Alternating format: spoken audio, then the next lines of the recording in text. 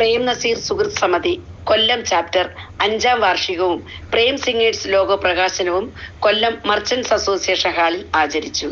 വിവിധ കലാപരിപാടികളുടെ അകമ്പടിയോടെ നടന്ന ചടങ്ങിൽ സംഗീത സാംസ്കാരിക കലാരംഗങ്ങളിലെ പ്രമുഖർ പങ്കെടുത്തു.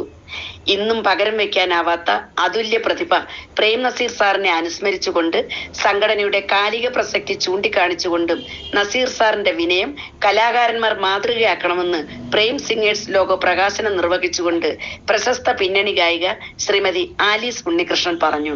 പ്രതിഭകളെ പ്രോത്സാഹിപ്പിക്കുന്ന ആതുര സേവന പ്രവർത്തികൾക്ക് ഊന്നൽ നൽകുന്ന പ്രേം നസീർ സുഹൃത്ത് സമിതി പോലുള്ള സംഘടനകൾ ഈ കാലഘട്ടത്തിന്റെ അനിവാര്യതയാണെന്ന് വാർഷികം ഉദ്ഘാടനം ചെയ്തുകൊണ്ട് കൊല്ലം കോർപ്പറേഷൻ കൗൺസിൽ അംഗം ശ്രീമതി കൃപ വിനോദ് പറഞ്ഞു.